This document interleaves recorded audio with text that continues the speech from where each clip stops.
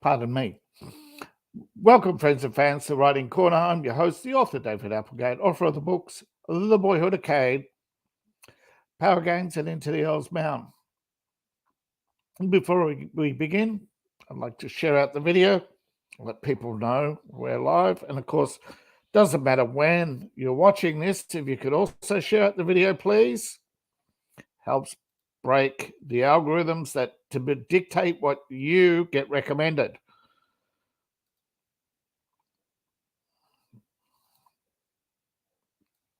Only by recommending the videos do you control, only by sharing videos do you control the algorithms. Otherwise, you let the algorithms control you. It's a proven fact. That's why everybody asks you to share their videos, and why sharing the videos of the people you like is important. Lets us know you like the content. Of course, it doesn't help the fact that X broadcasts no longer have the like button, or haven't had the heart for a long time, have they?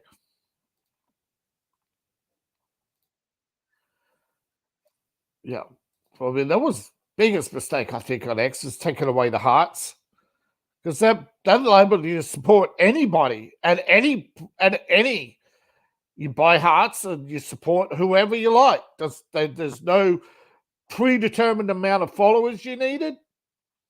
The advertising revenue was split. I mean,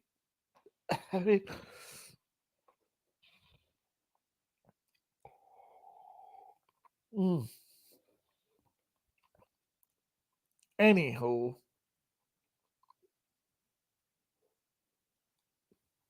let's see how it goes, shall we? Okay. Now that I've shared the video out, I shall bring it. Oh, gosh, I just accidentally closed the screen. Hold on. Character relationships. Just bringing it back up now. I accidentally closed the screen. When it comes to writing better characters, the point is to create memorable characters, okay? The plot's important. It can make or break a reader's interest. However, the best characters have convincing relationships with the world and others. Everybody has relationships. In fiction, however, these far too often are either plot devices, sidekicks, punching bags, or villains. When you create your characters, it's more than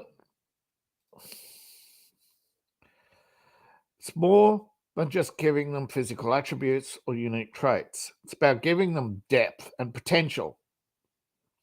Side characters, when well developed, will step into their own story, adding layers of complexity to your narrative, and leaving readers eager for more, and to explore all your character's potential, just not your main character. Now, there are ways to do this. The first is introspection. This is a powerful tool for developing characters' relationships. You basically have, why does your antagonist hate your main character? Understanding and exploring their motives can enlighten and empower your character's development process. Basically in a dialogue, folks, if you need it spelt out for you, which you shouldn't. A lot of people don't use inner dialogue, which is weird. Now, give them strong opinions. Have your sidekicks challenge or oppose your main character's decisions, instead of just saying, gee willikers, Batman. All right, have your main character risk themselves for a side character, whether it's to stop to save a wounded comrade or take a beating from him. A hero is expected to make sacrifices. There's no better way to demonstrate commitment than having the main character save somebody important to them. A love triangle. Some of the most memorable stories involve unrequited love. Somebody has to lose, right? And unfortunately, if you play it well, the main character loses, they still win in the end. Leverage. Main character has to choose between their goal and their relationship. This is sometimes poorly done, though, in superhero movies. Oh no, Mary Jane's in danger again. What will I ever do? Hey, bro, this is Spider-Man 3. Tway, you think they're going to kill me off? Well, actually, they did. But that's beside the point. That's a cliche, though. But it's still a powerful tool. Just if you do it right, if you just keep kidnapping the girlfriend, yeah, it becomes a cliche, the Spider-Man cliche. But there are ways of doing it that it's not a cliche, and that is you do it once and powerfully, and you don't do it 3 times in a row, and you don't reboot every 10 years doing the same stories over and over again and expect your readers to lowbrow. But that's unfortunate. Comic book industry is full of stories rehashed over and over again, and people paying top dollar for stories that they could have bought for $1 in the bargain bin, if they weren't too lazy, that was. And yet, the internet's full of people complaining about lazy writing. Yet, when it comes to original books, nobody supports originality anymore. Ambiguity. The hero has to juggle relationships and their quest. Have the reader guess how strong their bonds are when the main character doesn't always choose their significant other. Exercise your reader's brain. You might actually, I know, right? Comic book readers. Am I right? No, I'm actually kidding. I don't mind comic books, and some comic books have great stories. I'm just sick and tired of the cliche Spider-Man clones out there that play all the cliches. I mean, of all the comics to rip off, I suppose you are ripping off the best, but people have ripped off. I mean, the most ripped off is Shakespeare, by the way. Ripping off storylines ain't new. It's been done Shakespeare's been accused of doing it. But I'm just saying, there are cliches that work and there are cliches that don't. And you got to understand your audience. And maybe I do, maybe I don't. I'm just trying to pass on what I've learned and try to improve my writing. And hopefully, along the way, I'll engage people and hear from you what you think. But personal grudges. This is another powerful tool. Folklore and true crime is full of personal grudges. I mean, I've always said some of the best villains are pretty much lifted straight from true crime. History is full of revenge tales. Study the relationship. How did the antagonist and protagonist, how did their relationship evolve? Was it called prank, bullying, low self-esteem, intolerant shame and degradation? Your hero may not actually be a hero and your villain may be a victim. Slice of life. Show everyday reactions and interactions between the characters.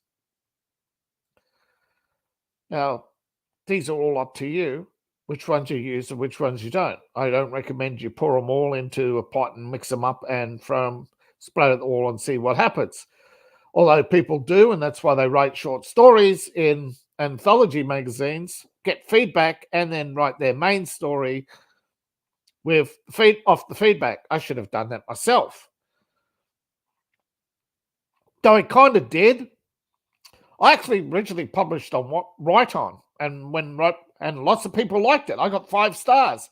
But then when I finished writing, that little share button disappeared, and publish on and then publishing on Amazon changed, and then I went to Wattpad, and then I got lots of likes in the initial phase, and then when Wattpad exploded, just buried like the rest. Everybody went to the romance section, didn't they? Because the vast majority of women, that's all they read.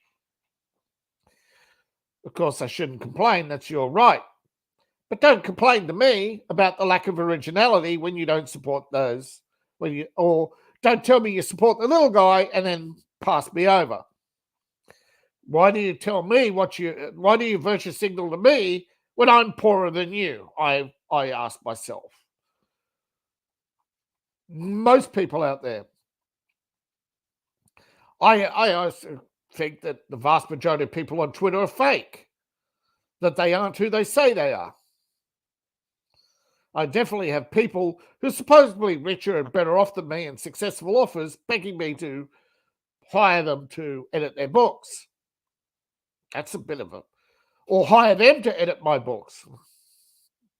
You're a successful best-selling author, aren't you? Or are you?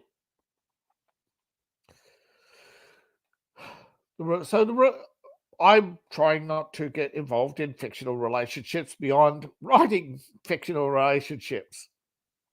I'm trying not to care, but unfortunately, that's my character flaw. I care too much, get emotional far too easily.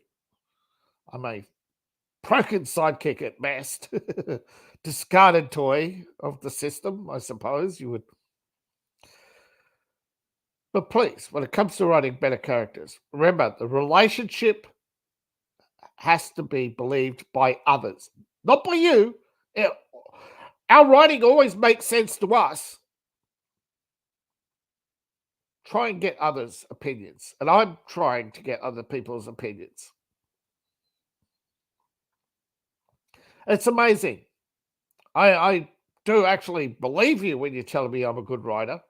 I'm just not believing that at times when people come to me and tell me how successful they are, and then next thing you know, they're in my DMs begging for work. I mean, which is it?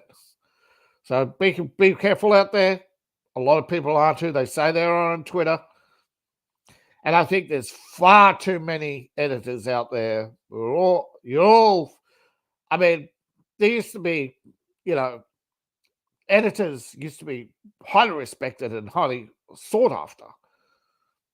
But right now there's a flood. And a lot of them are just grad students. And I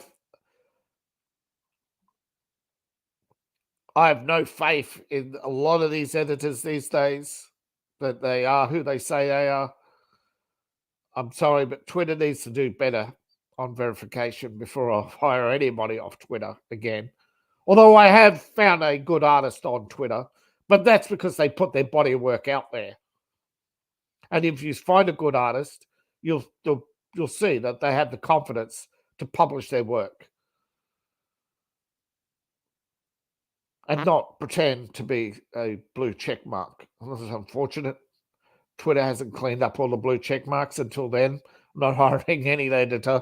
And besides, I'll need 3,000 followers a month paying me $1 a month on my Patreon before I can hire an editor.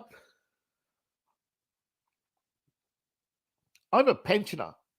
One of the reasons why I don't advertise is because I can't afford to advertise. Facebook, for instance, wants 65 Australian dollars. That might be a small amount to you. That's a quarter of my pay for a fortnight. It's almost a week's groceries for advertising to a mere 700 people. And out of 10,000 people, only 9 are watching now. You think advertising to 700 people would matter when I've got thousands of followers already? And think of your own tweets, how few people... And have you seen the engagement? It's not just Twitter, it's Facebook too. Engagement's down, or all across the board. people on social media, all they care about is memes. They just flip through their phone, just scroll through their phone. They don't engage. Heck, asking people to like right now. How many people are going to click that like button? Even though they like, people have told me they like it and asked, why didn't you press like? I don't hear from them back. People don't, I don't know why people don't press like. I wish somebody would tell me why they don't press like. And because if you tell me, especially, all right, if you didn't like the content, fine, but you watched it, please. It's ridiculous that I've seen people with followers of 16 million with only a handful of live watchers. I think 80% of the internet is now dead. I think most people right now, they go on Twitter, post, and then just and leave. There's no engagement by the vast majority. We're supposed to have more leisure time now than we did 4 years ago. That doesn't appear to be true. And if I was writing a dystopia, what a better time to write dystopia, I guess. But thank you for bearing with me. I hope you've got ideas and answers. I really do like some engagement. Thank you for watching. Please like, share, and subscribe. Please make a donation through Ko-Fi. Become a patron. I have a writing patron and RPG. I thought about making one for my videos, but right now I think I'm stretched as it is. So please and thank you. Support my book. Please support my work. Buy my books. Buy my merch. And I'll see you in the next video.